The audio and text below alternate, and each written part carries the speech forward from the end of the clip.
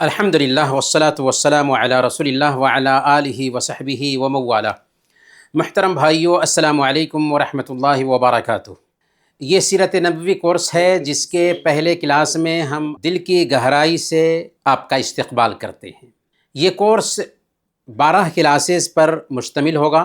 Course ختم ہونے کے بعد ایگزام بھی ہوگا اور پاس ہونے والے بھائیوں اور بہنوں کو انشاءاللہ سرٹیفکیٹ بھی دیا جائے گا۔ یہ کورس بہت اہم ہے، بہت اہمیت رکھنے والا کورس ہے۔ اگر آپ ہمارے ساتھ رہیں گے اور 12 کلاسز اٹینڈ کریں گے تب آپ کو سمجھ میں آئے گا کہ یہ کورس کتنا زیادہ ہماری زندگی میں اہمیت رکھنے والا تھا۔ سب سے پہلے آخر اس کورس کی ضرورت کیوں ہے؟ سیرت نبوی کے مطالعہ، اسٹڈی اور اس کو پڑھنے کی ضرورت کیا ہے، اس کی اہمیت کیا ہے؟ یہ کورس کیوں کیا جائے؟ ہر انسان کے ذہن میں جب کہ وہ کوئی کام کرنے جا رہا ہو تو سوال پیدا ہوتا ہے کہ آخر ہم یہ کام کیوں کریں؟ میرے بھائیو، آخر ہم سیرت طیبہ، اللہ کے نبی صلی اللہ علیہ وسلم کی سیرت کا مطالعہ کیوں کریں؟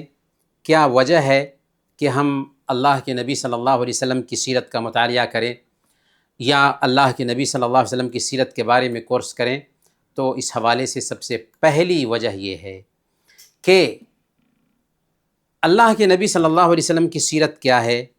قرآن کی تفسیر ہے، قرآن کا ایکسپلین ہے، قرآن کی ویاکھیا ہے۔ اگر ہم قرآن کریم کو سمجھنا چاہتے ہیں تو اللہ کے نبی صلی اللہ علیہ وسلم کی زندگی کو پڑھے بغیر، اللہ کے نبی صلی اللہ علیہ وسلم کی زندگی کا اسٹڈی کیے بغیر قرآن کو نہیں سمجھ سکتے۔ آخر قرآن کیا ہے؟ قرآن ایک تھیوری ہے اور محمد صلی اللہ علیہ وسلم کی جو زندگی ہے اس تھیوری کا پریکٹیکل نمونہ ہے۔ اسی لیے مسند احمد کی روایت ہے، حضرت عائشہ صدیقہ رضی اللہ تعالی عنہا سے جب پوچھا گیا اللہ کے نبی صلی اللہ علیہ وسلم کے اخلاق کے بارے میں کہ آپ کے اخلاق کیسے تھے، آپ کا کیریکٹر کیسا تھا، تو عائشہ رضی اللہ تعالی عنہا نے کیا کہا تھا؟ کہا تھا کان خلقہ القرآن، اللہ کے نبی صلی اللہ علیہ وسلم کا اخلاق قرآن تھا۔ گویا کہ اگر ہم سیرت کا مطالعہ نہیں کریں گے، اللہ کے نبی صلی اللہ علیہ وسلم کی زندگی کو نہیں جانیں گے تو قرآن کو ہم نہیں سمجھ پائیں گے۔ دوسرے نمبر پر محمد صلی اللہ علیہ وسلم سے محبت یہ ایمان کی مانگ ہے، یعنی ایمان کے صحیح ہونے کے لیے نبی پاک صلی اللہ علیہ وسلم سے محبت شرط اولی ہے۔ اگر اللہ کے نبی صلی اللہ علیہ وسلم سے محبت نہیں تو ہمارے پاس ایمان نہیں۔ صحیح بخاری کی روایت میں آتا ہے، حضرت عمر فاروق رضی اللہ تعالی عنہ ایک دن اللہ کے نبی صلی اللہ علیہ وسلم کے ساتھ جا رہے تھے۔ اللہ کے نبی صلی اللہ علیہ وسلم نے ان کا ہاتھ تھام رکھا تھا۔ حضرت عمر فاروق رضی اللہ تعالی عنہ نے اللہ کے نبی صلی اللہ علیہ وسلم سے کہا کہ اے اللہ کے نبی صلی اللہ علیہ وسلم، آپ میری نظر میں دنیا کی ساری چیزوں سے زیادہ محبوب ہیں سوائے میری جان کے۔ اللہ کے نبی صلی اللہ علیہ وسلم نے کہا کہ ابھی بھی تیرا ایمان مکمل نہیں ہوا اے عمر۔ انہوں نے کہا کہ اے اللہ کے نبی صلی اللہ علیہ وسلم، اب آپ میری نظر میں میری جان سے بھی زیادہ محبوب ہیں۔ اللہ کے نبی صلی اللہ علیہ وسلم فرماتے ہیں الآن یا عمر، اب بات بنی ہے اے عمر۔ تو گویا کہ ایمان کو مکمل کرنے کے لیے جب اللہ کے نبی صلی اللہ علیہ وسلم سے محبت ضروری ہے اور محبت کرنے کے لیے ضروری ہو جاتا ہے کہ اللہ کے نبی صلی اللہ علیہ وسلم کے بارے میں جانیں، اللہ کے نبی صلی اللہ علیہ وسلم کی زندگی کا اسٹڈی کریں، اللہ کے نبی صلی اللہ علیہ وسلم کے بارے میں پڑھیں۔ اس ناحیہ سے اللہ کے نبی صلی اللہ علیہ وسلم کی زندگی کے بارے میں پڑھنا بہت ضروری ہے، کیونکہ آپ سے محبت کرنی ہے اور جب پڑھیں گے نہیں تو محبت کیسے ہوگی؟ تیسرے نمبر پر اللہ کے نبی صلی اللہ علیہ وسلم کیا ہے؟ اصل میں اللہ کے نبی صلی اللہ علیہ وسلم ہم سب کے لیے بلکہ پوری انسانیت کے لیے رول ماڈل ہیں۔ اگر کسی سے پوچھا جائے کہ تمہارا رول ماڈل کون ہے، تو اس سیرت کی جانکاری نہ ہونے کی وجہ سے وہ بولے گا کہ میرے ٹیچر میرے رول ماڈل ہیں، میرے باپ میرے رول ماڈل ہیں، میرا فلاں میرا رول ماڈل ہے۔ غلط ہے۔ رول ماڈل اگر صحیح معنوں میں کوئی ہو سکتا ہے تو محمد الرسول اللہ صلی اللہ علیہ وسلم کی زندگی۔ اللہ تعالیٰ نے فرمایا لقد کان لکم فی رسول اللہ اسوۃ حسنہ، تمہارے لیے پیارے نبی صلی اللہ علیہ وسلم کی زندگی میں بہترین نمونہ ہے۔ گویا کہ اس دھرتی پر اگر کوئی رول ماڈل ہو سکتا ہے، اور آپ سے اگر پوچھا جائے کہ آپ کا رول ماڈل کون ہے، آپ کے لیے آدرش کون ہے، آپ کے لیے آئیڈیل کون ہے، تو آپ کا صرف ایک جواب ہونا چاہیے، اور وہ ہے کہ محمد صلی اللہ علیہ وسلم۔ محمد صلی اللہ علیہ وسلم کے جیسے انسان نہ اس دھرتی پر پیدا ہوا اور نہ قیامت کے دن تک پیدا ہو سکتا ہے، جنہوں نے ساری اچھائیوں کو اپنے اندر اتار لیا تھا اور ساری برائیوں سے خود کو دور رکھا تھا۔ اسی لیے امریکہ میں ایک کتاب چھپتی ہے دی 100، مائیکل ایچ ہارٹ کی۔ اس کتاب میں اس نے پوری دنیا پر اثر ڈالنے والے لوگوں کی زندگی جمع کی ہے، لیکن تعجب کی بات یہ ہے کہ وہ کرسچن ہونے کے باوجود پوری دنیا میں سب سے زیادہ اثر ڈالنے والی 100 شخصیات میں سے پہلے نمبر پر محمد صلی اللہ علیہ وسلم کو رکھا، اور وہ لکھتا ہے کہ میرا محمد صلی اللہ علیہ وسلم کا چوائس کرنا تاکہ ان کو دنیا کے 100 لوگوں کی بااثر شخصیات میں پہلے نمبر پر رکھوں، پڑھنے والوں کو تعجب میں ڈال سکتا ہے، لیکن محمد صلی اللہ علیہ وسلم ہی ایک ایسے انسان ہیں جو آخری حد تک کامیاب رہے، دنیاوی سطح پر بھی اور دینی سطح پر بھی۔ تو اس ناحیہ سے اگر کوئی رول ماڈل ہو سکتا ہے ہم سب کے لیے تو وہ محمد صلی اللہ علیہ وسلم ہیں۔ اس لیے محمد صلی اللہ علیہ وسلم کی زندگی کا اسٹڈی کرنا ضروری ہے، محمد صلی اللہ علیہ وسلم کی زندگی کے بارے میں کورس کرنا ضروری ہے، محمد صلی اللہ علیہ وسلم کی زندگی کے بارے میں پڑھنا ضروری ہے۔ چوتھے نمبر پر اس لیے بھی محمد صلی اللہ علیہ وسلم کی زندگی کے بارے میں جاننا ضروری ہے کہ محمد صلی اللہ علیہ وسلم کون ہیں۔ محمد صلی اللہ علیہ وسلم کی جو زندگی ہے ایک ترازو ہے جس پر ہم اپنے عملوں کو تول کر کے دیکھ سکتے ہیں کہ آیا ہمارا یہ عمل صحیح ہے یا صحیح نہیں ہے۔ عمل کی قبولیت کی کتنی شرطیں ہوتی ہیں؟ 2 شرطیں۔ اخلاص یعنی صرف اسے اللہ کے لیے انجام دیں، اور دوسرے نمبر پر متابعت یعنی نبی صلی اللہ علیہ وسلم کے طریقے کے مطابق اسے انجام دیں۔ تو اگر وہ عمل صرف اللہ کے لیے کرتے ہیں لیکن پیارے نبی صلی اللہ علیہ وسلم کا اس میں طریقہ نہیں پایا گیا، تو چاہے کتنا ہی اچھا عمل کیوں نہ ہو اسے ہمارے چہرے پر مار دیا جائے گا۔ تو محمد صلی اللہ علیہ وسلم کی زندگی کیا ہے؟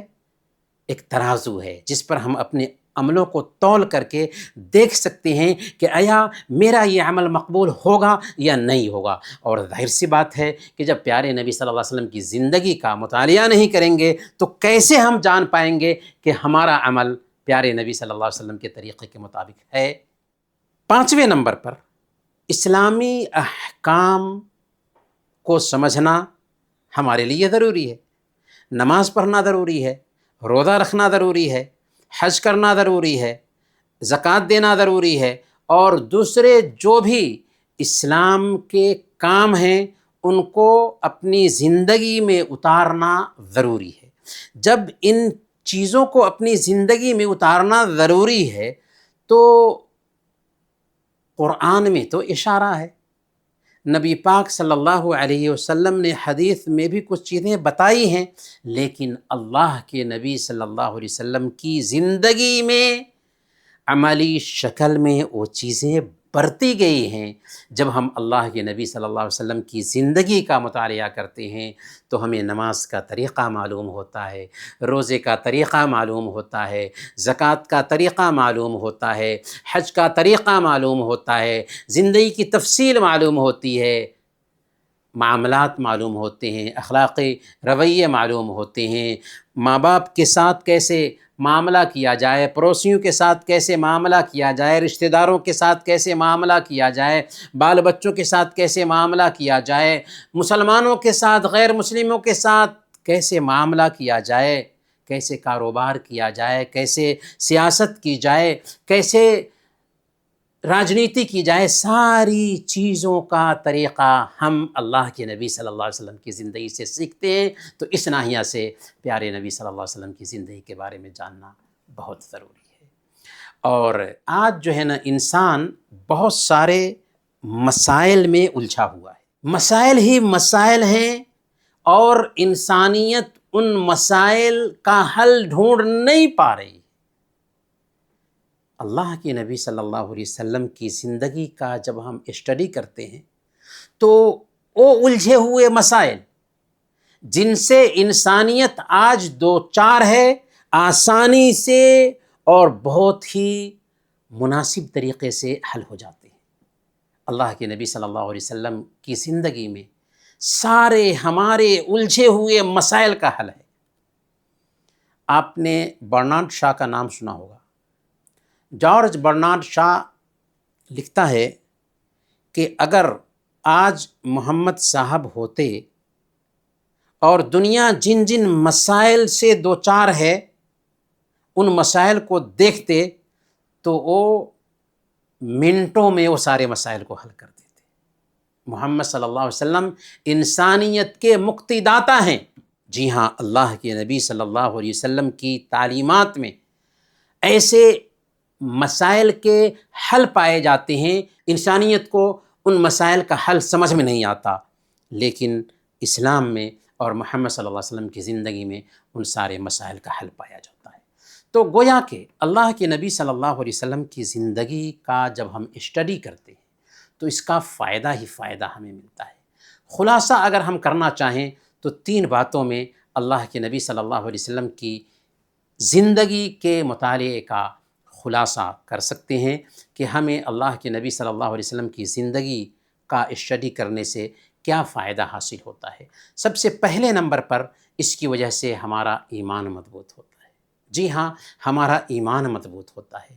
اللہ کے نبی صلی اللہ علیہ وسلم کی زندگی کو پڑھتے ہیں، اللہ کے نبی صلی اللہ علیہ وسلم کی استقامت کو دیکھتے ہیں، اللہ کے نبی صلی اللہ علیہ وسلم کی دین پر ثابت قدمی کو دیکھتے ہیں تو عجیب طریقے سے ہمارا ایمان مضبوط ہوتا ہے۔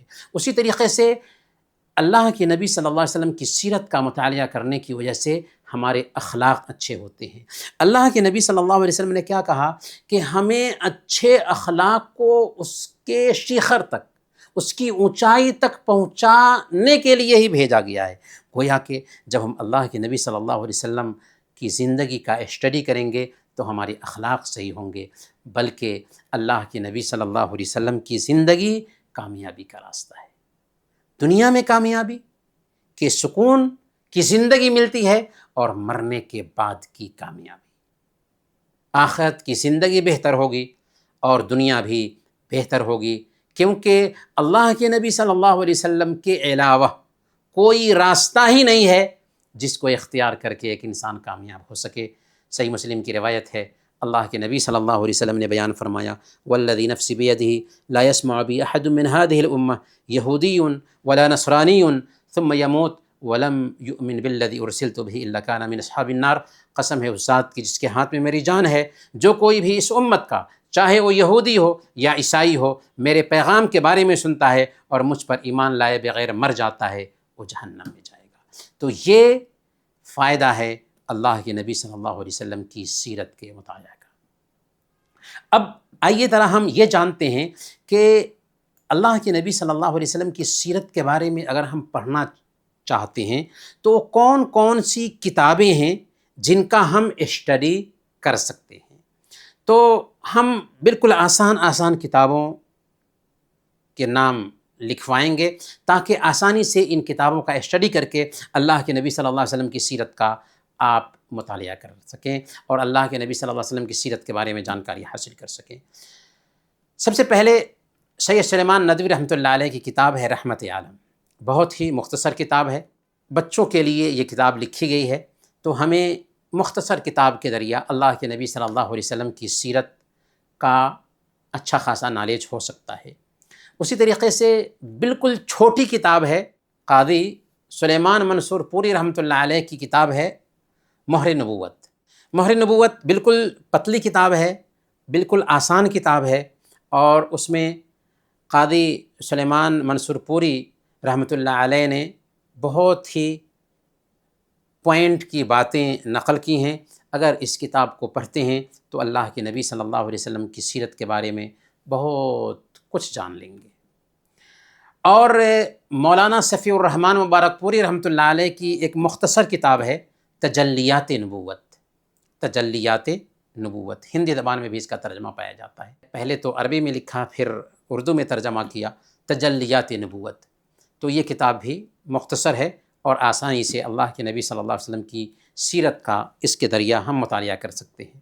تفصیلی کتابوں میں قاضی سلیمان منصور پوری صاحب کی رحمت للعالمین ہے، یہ تفصیلی کتاب ہے۔ اسی طریقے سے بہت مشہور ایک کتاب ہے الرحیق المختوم۔ الرحیق المختوم مولانا صفی الرحمن مبارک پوری رحمۃ اللہ علیہ کی یہ کتاب ہے جو تفصیلی کتاب ہے۔ اور ایک کتاب ہے ڈاکٹر محمد لقمان السلفی رحمہ اللہ کی الصادق الامین۔ ڈاکٹر محمد لقمان السلفی رحمہ اللہ کی یہ کتاب ہے، اور ڈاکٹر مہدی رزق اللہ کی 2 جلدوں پر مشتمل ایک کتاب ہے جسے دارالسلام والوں نے چھاپا ہے، اردو زبان میں ترجمہ کرا کر کے، سیرت نبوی کے نام سے، جس میں صحیح احادیث کو ہی صحیح سند سے جو اللہ کے نبی صلی اللہ علیہ وسلم کی سیرت ہے اس سیرت کو بیان کرنے کا اہتمام کیا گیا ہے۔ تو یہ کتابیں ہیں جو اللہ کے نبی صلی اللہ علیہ وسلم کی سیرت کو بیان کرتی ہیں۔ اب چلیں، ہم صرف یہ نہیں کہ اللہ کے نبی صلی اللہ علیہ وسلم کی سیرت کے بارے میں سن لیں اور بس نہیں، بلکہ ہم آپ سے سوالات بھی کریں گے۔ دوسرے حصے کی طرف چلیں، اس سے پہلے ہم آپ سے کچھ سوالات کریں گے اور ہمیں آپ جواب بھی دیجیے گا۔ تو سب سے پہلا سوال ہے، سیرت نبوی صلی اللہ علیہ وسلم کو قرآن مجید کی عملی تفسیر کیوں کہا جاتا ہے؟ یعنی سیرت نبوی، اللہ کے نبی صلی اللہ علیہ وسلم کی سیرت، قرآن کریم کا پریکٹیکل نمونہ کیسے ہے؟ کون بتائیں گے؟ السلام علیکم ورحمۃ اللہ وبرکاتہ۔ وعلیکم السلام ورحمۃ اللہ۔ اللہ کے نبی صلی اللہ علیہ وسلم کے بارے میں عائشہ صدیقہ رضی اللہ عنہا سے حدیث ثابت ہے، کیا وہ فرماتی ہے کہ آپ صلی اللہ علیہ وسلم چلتا پھرتا قرآن؟ جی ہاں، بہت اچھا، بہت اچھا۔ یعنی اللہ کے نبی صلی اللہ علیہ وسلم کی زندگی کو دیکھتے ہیں تو آپ کی زندگی قرآن کا ترجمہ دکھائی دیتی ہے، چلتا پھرتا قرآن دکھائی دیتی ہے آپ کی زندگی۔ تو اس ناحیہ سے اللہ کے نبی صلی اللہ علیہ وسلم کو اگر پڑھتے ہیں تو قرآن کا ترجمہ ہم پڑھ رہے ہیں۔ سیرت کا اسٹڈی اللہ کے نبی صلی اللہ علیہ وسلم سے محبت کو کیسے مضبوط کرتا ہے؟ اس لیے کہ اللہ کے نبی صلی اللہ علیہ وسلم سے محبت کرنا ضروری ہے، اور جب اللہ کے نبی صلی اللہ علیہ وسلم کے بارے میں جانیں گے ہی نہیں تو کیسے محبت آئے گی؟ تو اس ناحیہ سے جب ہم اللہ کے نبی صلی اللہ علیہ وسلم کی زندگی کے بارے میں جانیں گے تو آسانی سے اللہ کے نبی صلی اللہ علیہ وسلم سے محبت کر پائیں گے۔ تیسرا سوال، ہمارے لیے رول ماڈل کون ہونا چاہیے اور کیوں؟ حصہ لیجئے، جواب دیجئے، صرف سننا نہیں۔ محمد صلی اللہ علیہ وسلم۔ محمد صلی اللہ علیہ وسلم۔ کیوں؟ اس لیے کہ پوری دنیا میں محمد صلی اللہ علیہ وسلم ہی ایک ایسے انسان ہیں جو مکمل ہیں، مکمل خوبیوں والے ہیں اور ہر طرح کی کمی سے دور ہیں۔ ورنہ کوئی انسان ایک فیلڈ میں کامیاب دکھے گا تو دوسرے فیلڈ میں ناکام دکھے گا، کسی ایک میدان میں اس کی حالت اچھی دکھے گی تو دوسرے میدان میں اس کے اندر کمی دکھائی دے گی، لیکن محمد صلی اللہ علیہ وسلم ایک ایسے انسان ہیں جو ہر فیلڈ میں کامیاب دکھائی دیتے ہیں۔ اچھا، اللہ کے نبی صلی اللہ علیہ وسلم کی زندگی کو پڑھنے کا کیا فائدہ ہے؟ کیا فائدہ حاصل ہوتا ہے اس سے؟ جی کون بتائیں گے؟ السلام علیکم۔ وعلیکم السلام ورحمۃ اللہ بیٹا۔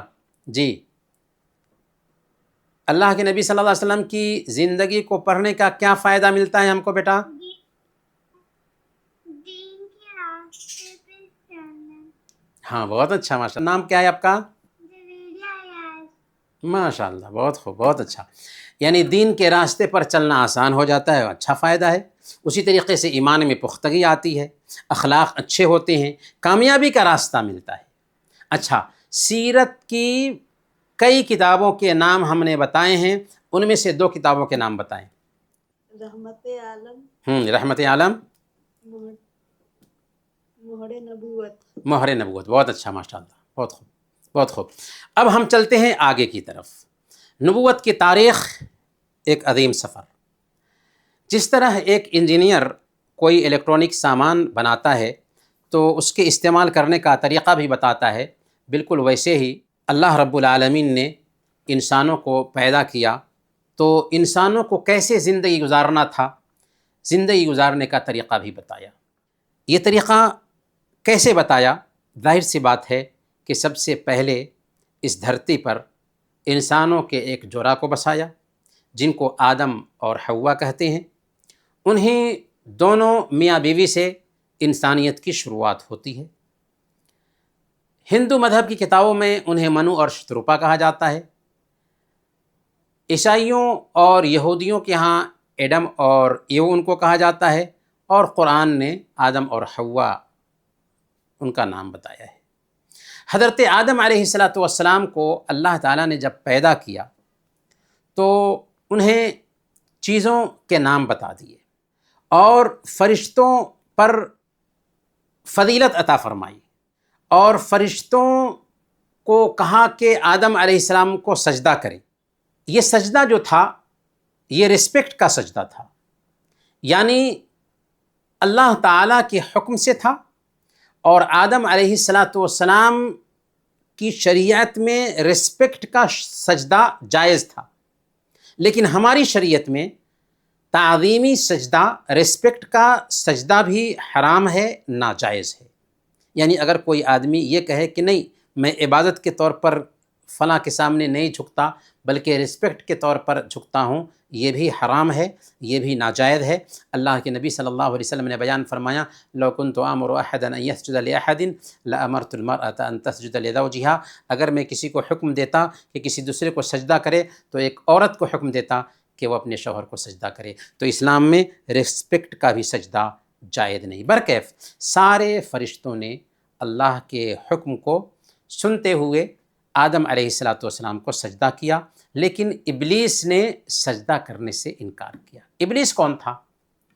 ابلیس فرشتوں میں سے نہیں تھا، کان من الجن، قرآن نے کہا کہ وہ جنوں میں سے تھا، فرشتوں کے ساتھ رہتا تھا، اس لیے سجدہ کا حکم اس کو بھی ملا اور اس حکم میں وہ بھی شامل ہو گیا۔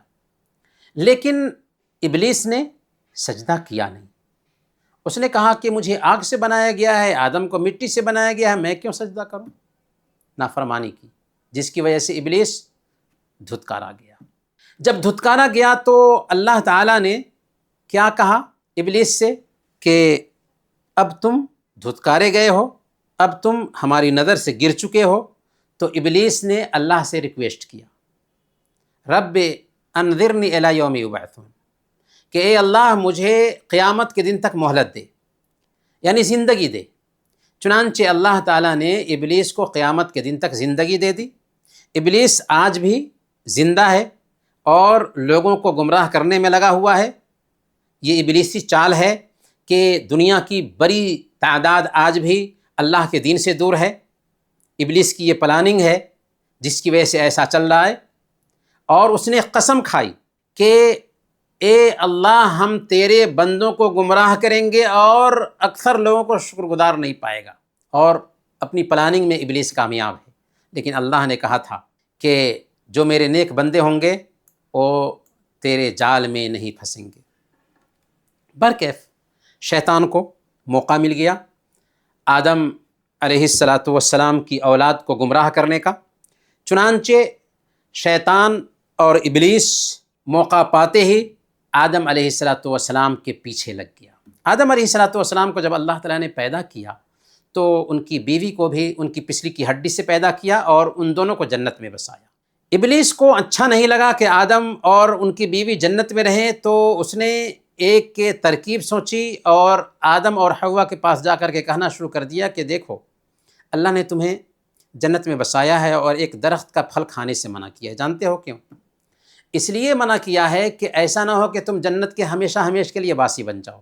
جنت کا یہ پھل کھا لو گے تو جنت کے ہمیشہ ہمیش کے لیے باسی بن جاؤ گے۔ اللہ تم کو رکھنا نہیں چاہتا ہے، اس نعمت میں رہنا ہے تو اس پھل کو کھا لو۔ اور قسم کھایا اس نے کہ انی لکما لمن الناصحین، اللہ کی قسم میں تمہاری خیر خواہی کر رہا ہوں۔ آدم اور حوا ابلیس کے بہکاوے میں آ گئے اور جنت کا پھل کھا لیا، جس کی وجہ سے اللہ کے نافرمان بنے، اور اس کی سزا یہ پائی کہ حضرت آدم اور حضرت حوا دونوں کے دونوں زمین پر اتار دیے گئے۔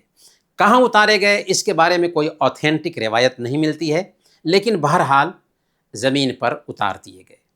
حضرت آدم علیہ الصلاۃ والسلام پہلے انسان بھی تھے اور پہلے نبی بھی تھے۔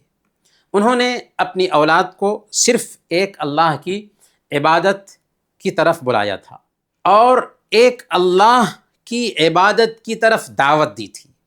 آدم علیہ الصلاۃ والسلام کی اولاد ایک دن اور 2 دن نہیں بلکہ 10 سینچری تک، 10 صدیوں تک ایک اللہ کی پوجا کرتی رہی۔ 10 صدیاں گزر گئیں، حضرت نوح علیہ السلام کا زمانہ آتا ہے تو ان کی قوم میں 5 نیک لوگ تھے، ود، سواع، یغوث، یعوق اور نصر۔ یہ نیک لوگ تھے۔ ان نیک لوگوں کی شان میں غلو کرنے کی وجہ سے اس دھرتی پر سب سے پہلے شرک شروع ہوا۔ گویا کہ اگر ہم آپ سے پوچھیں کہ توحید پہلے ہے یا شرک، تو آپ کا جواب ہوگا کہ توحید پہلے ہے۔ آدم علیہ الصلاۃ والسلام کی اولاد 10 سینچری تک، 10 شتابدی تک ایک اللہ کی عبادت کرتی رہتی ہے۔ شروع میں اسلام ہی تھا اور کوئی دھرم نہیں تھا، لیکن 5 نیک لوگوں کی شان میں غلو کرنے کی وجہ سے شرک پھیلا۔ شرک کی شروعات کیسے ہوئی؟ صحیح بخاری کی یہ روایت ہے۔ حضرت ابن عباس رضی اللہ تعالیٰ عنہ بیان فرماتے ہیں، ود، سواع، یغوث، یعوق اور نصر کے بارے میں اسماء و رجال صالحین من قوم نوح، کہ یہ قوم نوح کے نیک لوگوں کے نام ہیں، یعنی بزرگ لوگ تھے۔ آج بزرگوں کے نام پر جیسے درگاہ بنا کر کے اس پر چادر چڑھا دیا جاتا ہے اور وہاں پر جا کر کے لوگ مانگتے ہیں، ویسے ہی دراصل بزرگوں کی شان میں غلو کرنے کے نتیجہ میں شرک پھیلا پہلے۔ تو صحیح بخاری کی روایت کہتی ہے کہ فلما ہلکوا اوحى الشیطان الی قومہم، جب یہ نیک لوگ ود، سواع، یغوث، یعوق اور نصر دنیا سے گزر گئے تو ان سے محبت کرنے والے، ان سے عقیدت رکھنے والے لوگوں کے پاس شیطان نے آ کر کے کہا، ان کے من میں یہ بات ڈالی کہ یہ تو نیک لوگ گزر گئے، اب تم ان کو بھول جاؤ گے، تمہارے اندر کیسے جذبہ رہے دین کا، اس کے لیے بہتر ہے کہ ان کے اسٹیچو بنا لو اور اپنی مجلسوں میں ان کو سجا کر رکھو، تاکہ ان کو دیکھو گے تو تمہارے اندر بھی عبادت کا شوق پیدا ہوگا۔ تو انہوں نے یہی کہا، ان انصبوا الی مجالسہم التی کانوا یجلسون انصابا، تو اس طریقے سے کیا ہوگا کہ تم ان کو دیکھو گے، تمہارے اندر عبادت کا شوق پیدا ہوگا۔ وسموها باسمائہم، اور ان اسٹیچو کا نام ان کے ناموں سے رکھ دو۔ ففعلوا، چنانچہ ان لوگوں نے شیطانی بہکاوے میں آ کر کے اسٹیچو بنایا اور اپنی مجلسوں میں سجا دیا، لیکن وہ جانتے تھے کہ ان کے اندر ایسی طاقت نہیں ہے کہ یہ نفع اور نقصان کا اختیار رکھیں۔ فلم تعبد حتی اذا ہلک اولئک وتنسخ العلم عبیدت، انہوں نے ان معبودوں کی پوجا نہیں کی تھی، انہوں نے ان بزرگوں کی پوجا نہیں کی تھی، بلکہ وہ ان کا رسپیکٹ کرتے تھے، سمان کرتے تھے، لیکن جب وہ گزر گئے، ان کی اولاد آئی، علم میں کمی آئی، تو شیطان ان کے پاس آ کر کے کیا سمجھایا کہ ارے تمہارے باپ دادا جو تھے ان کے پاس آتے تھے، پریشانی میں ان سے مانگتے تھے اور ان کے ملا کرتا تھا۔ اس طریقے سے شرک شروع ہو گیا۔ تو یہ رہا شرک کے شروع ہونے کا قصہ۔ جب شرک شروع ہوا تو اللہ تعالیٰ نے حضرت نوح علیہ السلام کو نبی بنا کر بھیجا۔ حضرت نوح علیہ السلام لوگوں کو 950 سال تک ایک اللہ کی طرف بلاتے رہے۔ کتنے سال؟ 950 سال تک لوگوں کو ایک اللہ کی طرف بلاتے رہے۔ جب حضرت نوح علیہ السلام کی بات لوگوں نے قبول نہیں کیا اور بہت کم لوگوں نے اسلام قبول کیا، تو تھک ہار کر کے حضرت نوح علیہ السلام نے اللہ سے شکوہ کیا، تو اللہ تعالیٰ نے کہا کہ کشتی بناؤ۔ اس کشتی پر حضرت نوح علیہ السلام نے اپنے ماننے والوں کو سوار کر لیا، اور پھر اللہ تعالیٰ نے ایسا طوفان بھیجا کہ اس طوفان کی وجہ سے سب تباہ ہو گئے، بچے وہی جو کشتی میں سوار تھے۔ میرے بھائیوں، اللہ تعالیٰ نے حضرت نوح علیہ السلام کے بعد بھی انسانوں کو صحیح راستہ دکھانے کے لیے ہر زمانے میں پاکیزہ اور کرانتیکاری لوگوں کو نبی اور رسول بنا کر کے بھیجا۔ فرشتوں کے ذریعہ ان کے اوپر وحی اتاری۔ یہ نبی اور رسول ہر جگہ پر آئے، ہر دور میں آئے، ہر قوم میں آئے۔ قرآن کہتا ہے سورہ فاطر آیت نمبر 24، وَإِن مِّنْ أُمَّةٍ إِلَّا خَلَا فِيهَا نَذِيرٌ، کہ کوئی ایسی قوم نہیں گزری جس میں کوئی نہ کوئی ڈرانے والا، خبردار کرنے والا، سچیت کرنے والا نہ آیا ہو۔ انبیاء جو تھے وہ عام انسان ہوتے تھے، ان میں خدائی کوئی صفت نہیں ہوتی تھی، ایشوریہ گن ان کے اندر نہیں ہوتا تھا۔ وہ اپنی قوم میں اخلاقی اعتبار سے اور ذہنی اعتبار سے بہت ہی اونچا پایا کے ہوتے تھے۔ انہوں نے انسانوں کو صرف یہی کہا کہ انسانوں، اس پیشانی کو صرف ایک رب کے سامنے جھکاؤ، ایک اللہ کی عبادت کرو، ایک اللہ کے بندے بن جاؤ، اور سب نے اپنی اپنی قوم کو اسی اسلام کی طرف دعوت دیا جو دین لے کر سب سے پہلے انسان اور پہلے نبی آدم علیہ السلام آئے تھے۔ اب یہاں پر ایک سوال پیدا ہوتا ہے کہ آخر اللہ تعالیٰ نے ہر قوم میں الگ الگ نبی کیوں بھیجا؟ آخری نبی محمد صلی اللہ علیہ وسلم کو شروع ہی انسانیت میں بھیج دیتے، یا اللہ تعالیٰ آدم علیہ السلام پہ ہی آخری پیغام بھیج دیتا اور کہہ دیتا کہ یہی پیغام قیامت کے دن تک آنے والے سارے انسانوں کے لیے۔ کیا ایسا ممکن تھا؟ نہیں، ممکن نہیں تھا۔ کیوں؟ اس لیے کہ پہلے نمبر پر انسان جو ہے الگ الگ خانوں میں بٹا ہوا تھا، الگ الگ جگہوں پر پھیلا ہوا تھا، اور ایک ملک کا دوسرے ملک سے کنیکشن نہیں تھا، دوسری زبانوں کو سیکھنے کا چلن نہیں تھا، یاتایات کے سادھن بھی نہیں تھے، آمد و رفت کے ذرائع بھی میسر نہیں تھے۔ اس لیے ضرورت تھی کہ ہر ملک میں، ہر قوم میں، ہر جگہ پر انبیاء بھیجے جائیں تاکہ ان کی زبان میں، ان کی جگہ پر لوگوں کی رہنمائی ہو سکے۔ اگر ایک ہی میسیج آتا تو اس میسنجر کا ہر زبان کو جاننا مشکل تھا، ہر جگہ پر پہنچنا مشکل تھا۔ اس لیے اللہ تعالیٰ کی چاہت ہوئی کہ ہر جگہ پر، ہر علاقے میں اور ہر قوم میں الگ الگ انبیاء آئیں۔ دوسری جو وجہ ہے کہ انسان کی جو ترقی ہوئی ہے ویسے ہی ہوئی ہے جیسے ایک بچے کی بدھی میں ترقی ہوتی ہے، کہ بچہ چھوٹا ہوتا ہے، پھر سیانہ ہوتا ہے، پھر جوانی کی عمر کو پہنچتا ہے، پھر بڑھاپے کی عمر کو ایک انسان پہنچ جاتا ہے۔ اب اگر کسی بچے کے لیے جو دوا تیار کی گئی ہے، اگر وہ دوا بوڑھے کو دیا جائے، یا دوسرے لفظوں میں یہ سمجھ لیجئے، جو جوان کے لیے دوا تیار کی گئی ہے، اگر وہ دوا بچے کو دی جائے تو بچہ اس کو کیچ نہیں کر سکتا، تو بچے کا ڈوز الگ ہوگا۔ بالکل ویسے ہی جب انسان شروعات میں تھا تو اللہ تعالیٰ نے انسانوں کے ذہن کے حساب سے سسٹم دیا، نیم دیا، قانون دیا، اتنا ہی ڈوز دیا جس کو انسان برداشت کر سکتا تھا۔ لیکن جب انسان اپنی جوانی کو پہنچ گیا، جب اپنی پوری جوانی کو آ گئی دنیا جہاں کے واسطے ایک آخری پیام آیا، اور یہ کب ہو سکا؟ یہ 7ویں شتابدی عیسوی میں۔ 7ویں شتابدی عیسوی میں حالات ایسے ہو گئے تھے کہ ایک ملک کا دوسرے ملک سے تعلق بننے لگا تھا، دوسری زبانوں کو سیکھنے کا چلن عام ہو گیا تھا، اور یاتایات کے سادن بھی ٹھیک ہو گئے تھے، اور اسی طریقے سے ایک ملک کا دوسرے ملک سے کنٹیکٹ بھی بننے لگا تھا، یہاں تک کہ پہلے وہ دوری جو لوگوں کے بیچ پائی جاتی تھی دھیرے دھیرے کم ہوتی گئی، یہاں تک کہ آسانی ہو گئی کہ سارے انسانوں کے لیے ایک ہی میسیج اور ایک ہی پیغام بھیجا جائے۔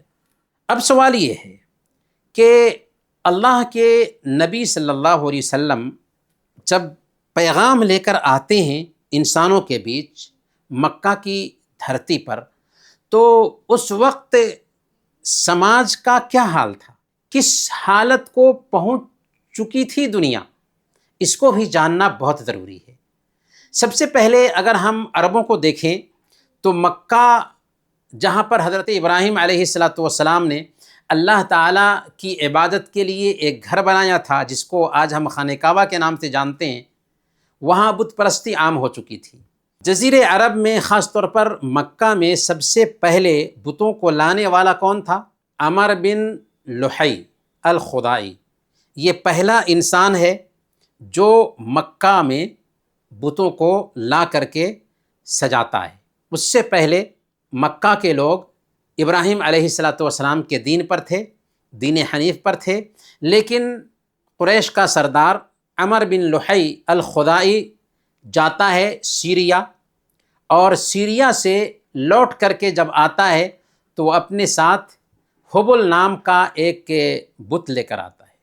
سیریا میں اس نے دیکھا کہ سیریا تو نبیوں کی دھرتی تھی اور وہاں پہ مورتی کی پوجا ہو رہی ہے، تو اس نے سوچا کہ اس کے اندر ضرور کچھ شکتی ہوگی، چنانچہ حبل نام کی ایک مورتی لے کر کے آیا اور اس نے کعبہ میں سجا دیا، اور دھیرے دھیرے لوگوں نے مورتی کی پوجا شروع کر دی، یہاں تک کہ کعبہ میں 360 مورتیاں رکھ دی گئیں۔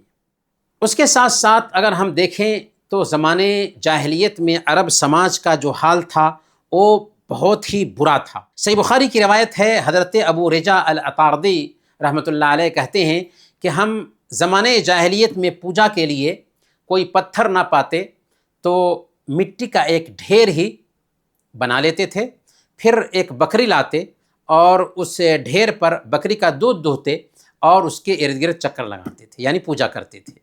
عربوں میں بدفعلی کا بھی بہت زیادہ رواج تھا، برا فعل لیتے تھے، پرندے کو بھگاتے، اگر دائیں جانب نکلتا تو سفر کرتے، بائیں جانب اڑتا تو سفر سے رک جاتے تھے۔ وہ جوتشیوں کے بھی شکار تھے، جوتشیوں کے پاس میں جاتے تھے اور اپنی قسمت کے بارے میں جانکاری لیتے تھے۔ اللہ کے نبی صلی اللہ علیہ وسلم نے کیا فرمایا؟ من اتی کاہنا او عرافا فصدقہ بما یقول فقد کفر بما انزل علی محمد، جو آدمی کسی کاہن یا نجومی کے پاس میں آتا ہے اور اس کی بات کی تصدیق کرتا ہے، گویا کہ اس نے محمد صلی اللہ علیہ وسلم پر اتاری گئی شریعت کا انکار کیا۔ اور صحیح مسلم کی روایت ہے، اللہ کے نبی صلی اللہ علیہ وسلم بیان فرماتے ہیں، من اتی کاہنا او عرافا فسألہ عن شیء لم تقبل له صلاة 40 لیلہ، جو آدمی کسی کاہن یا نجومی کے پاس آتا ہے اور صرف پوچھتا ہے تو 40 دن تک اس کی نماز قبول نہیں ہوتی۔ اس کا مطلب یہ نہیں کہ 40 دن تک اس کے لیے نماز پڑھنا ضروری نہیں، نماز پڑھنا تو ضروری ہے، لیکن نماز کا ثواب نہیں ملے گا صرف اس لیے کہ وہ جوتش یا کاہن کے پاس جا کر کے پوچھا ہے۔ عربوں کی اجتماعی حالت دیکھیں گے تو یہ بھی ابتر تھی، بے حیائی عام تھی، وہاں بدکاری عام تھی، زناکاری عام تھی، ان کی شادیوں میں بھی الگ الگ طریقے تھے۔ عربوں میں سخت دلی ایسی تھی کہ رسوائی کے ڈر سے اپنی بچیوں کو زندہ دفن کر دیتے تھے، رسوائی کے ڈر سے اپنی بچیوں کو زندہ دفن کر دیتے تھے زمین میں، اور وہ یہ جانتے تھے کہ اپنے بھائی کی مدد کرو، چاہے ظالم ہو چاہے مظلوم ہو، چاہے حق پر ہو چاہے باطل پر ہو، بھائی ہے تو مدد کرو۔ ہندوستان کی طرف اگر آئیں گے تو آپ کو پتہ چلے گا کہ ہندوستان میں بھی لوگوں کو 4 بھاگوں میں بانٹ دیا گیا تھا، برہمن، چھتری، ویش اور شودر۔ شودروں کو جینے کے حق سے بھی محروم کر دیا گیا تھا۔ خلاصہ یہ کہ پوری دنیا اندھیرے میں بھٹک رہی تھی، پوری دنیا میں دور دور تک روشنی کا وجود نہیں تھا، اور دنیا ایسے مسیحا کا انتظار کر رہی تھی جو انسانیت کو اندھیرے سے نکالے، روشنی کی طرف لے جائے۔ یہودیوں اور عیسائیوں کو انتظار تھا اس نبی کا جن کی صفتیں وہ اپنی کتابوں میں لکھا ہوا پاتے تھے۔ ایران والے زرتشت کی رہنمائی کے مطابق ایک مصلح ایک ریفارمر کی تلاش میں تھے۔ ہندو دھرم کے ماننے والے ویدوں میں نراشنس کے نام سے 31 جگہوں پر آخری اوتار کی وہ صفتیں پاتے تھے، اور کلکی اوتار کے نام سے آخری اوتار کا وہ انتظار کر رہے تھے، آج تک انتظار کر رہے ہیں، حالانکہ وہ آ چکے ہیں اور وہی محمد صلی اللہ علیہ وسلم۔ بدھ دھرم کے ماننے والوں کو بھی ایک آخری بدھ کا انتظار تھا جس کا نام میتریہ ہوگا۔ برکیف آئیے اب ہم کچھ سوالات کرتے ہیں تاکہ جو کچھ بھی ہم نے جانا ہے اسے ازبر کیا جا سکے۔ سب سے پہلے فرشتوں نے حضرت آدم علیہ السلام کو سجدہ کیوں کیا جبکہ سجدہ صرف اللہ کے لیے ہی ہو سکتا ہے؟ جواب دیجیے۔ کیونکہ اللہ نے حکم دیا تھا۔ جی، اللہ نے حکم دیا تھا، یہ اللہ کے حکم کو فالو کرتے ہوئے تھا، اور اس شریعت میں سجدہ تعظیمی جائز تھا۔ یہ سجدہ تھا عبادت کا نہیں بلکہ سجدہ تعظیمی اور اللہ کے حکم کے مطابق تھا۔ بہت اچھا، ابلیس نے حضرت آدم علیہ السلام کو سجدہ کرنے سے انکار کیوں کیا اور اس کا انجام کیا ہوا؟ جلدی جلدی۔ جی، ابلیس نے گھمنڈ کیا، ہاں جی بالکل، ابلیس نے گھمنڈ کیا اور کہا کہ مجھے آگ سے پیدا کیا گیا ہے، آدم کو مٹی سے پیدا کیا گیا، آخر میں کیوں آدم کے سامنے جھکوں؟ جس کی وجہ سے اللہ تعالیٰ نے اس کو دھتکار دیا اور قیامت کے دن تک دھتکارا ہوا اور جہنمی ہے۔ سب سے پہلے شرک کیسے شروع ہوا؟ کہانی ٹھیک ہے، 5 نیک لوگ تھے، وڈ، سعاد، یغوس، یعوس اور نصر۔ تو شیطان نے کہا کہ یہ آپ کے مجلسوں میں سجا رکھیے، لیکن بات یہ بولا ہے کہ اسے عبادت مت کیجیے اس کا۔ جی جی، پھر بعد میں جب وہ اس کی اولاد گزری تو نئی اولاد آئی تو شیطان نے، ہاں بہت اچھا جواب، صحیح ہے۔ نبی صلی اللہ علیہ وسلم سے پہلے ہر قوم کے لیے الگ الگ نبی کیوں بھیجے جاتے تھے؟ یعنی اللہ تعالیٰ نے آخری نبی محمد صلی اللہ علیہ وسلم کو ایک ہی مرتبہ کیوں نہیں اتار دیا؟ اتنے سارے نبیوں کو کیوں بھیجا؟ اس لیے یہ سلسلہ ہی چلانا تھا اللہ تعالیٰ کو کہ آنے والا جو محمد صلی اللہ علیہ وسلم تک آدم علیہ السلام کا اولاد میں سے یہ ان کو بھیجنا تھا، نبی کریم صلی اللہ علیہ وسلم کے نبی بنا کر کے آخری رسول پورے ترین ہر کے لیے، ہر چیز کے لیے وہ تو بھیجنا تھا، لیکن حکمت کیا تھی؟ کیوں اللہ تعالیٰ کو کیا ضرورت تھی کہ اتنے سارے نبیوں کو بھیجے؟ ایک ہی نبی کیوں نہیں بھیج دیا آدم علیہ السلام کے زمانے میں ہی؟ سب سے پہلے ہم نے کہا کہ ایک ملک کا دوسرے ملک سے تعلق نہیں تھا، دوسری زبانوں کو سیکھنے کا چلن نہیں تھا، یاتایات کے سادھن نہیں تھے، تو اس لیے ضرورت تھی کہ ہر زبان میں نبی آئے، ہر قوم میں نبی آئے، ہر جگہ پر نبی آئے، ٹھیک ہے نا؟ لیکن جب 7ویں شتابدی عیسوی میں ایک ملک کا دوسرے ملک سے تعلق بننے لگا، دوسری زبانوں کو سیکھنے کا چلن عام ہو گیا، یاتایات کے سادھن، آمد و رفت کے ذرائع بھی میسر ہو گئے، تو اللہ تعالیٰ نے الگ الگ نبیوں کو بھیجنے کا سلسلہ ختم کیا اور آخری نبی محمد صلی اللہ علیہ وسلم کو مکہ کی دھرتی پر بھیجا۔ یاد رہے گا؟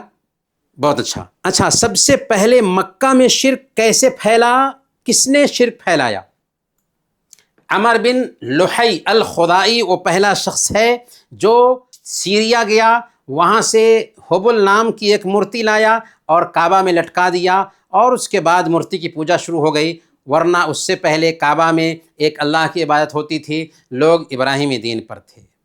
چلیں اب تیسرے درس کے حصے کی طرف چلتے ہیں، اور یہ ہے آخری نبی مکہ میں ہی کیوں بھیجے گئے؟ پہلے پوائنٹ میں ہم یہ جانیں گے، یعنی اللہ تعالیٰ نے آخری نبی کو بھیجنے کے لیے مکہ کا ہی چوائس کیوں کیا؟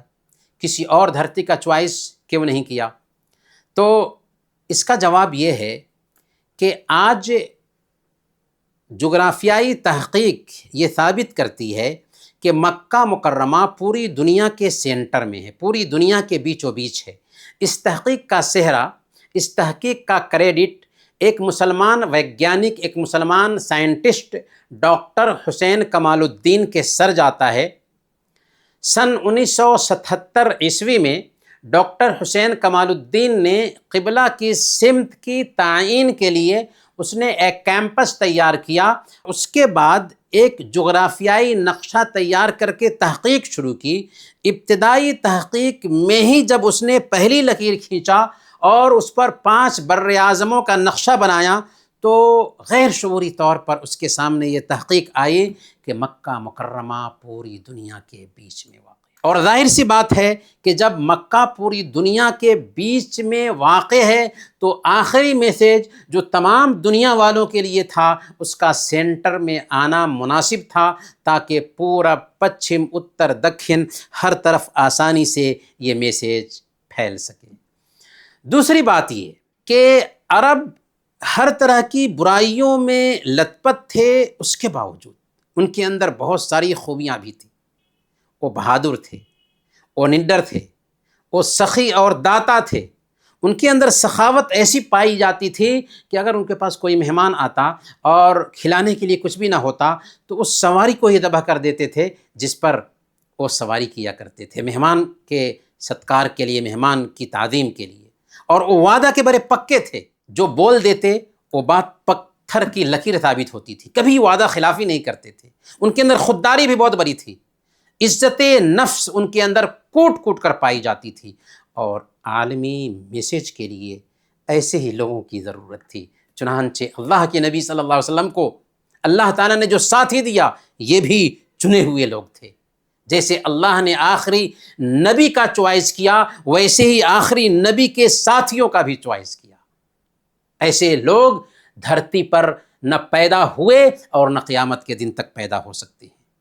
تیسری خوبی اس دھرتی کی یہ تھی کہ اس ملک میں کوئی حکومت نہیں تھی جو دعوت کے راستے میں رکاوٹ بنتی۔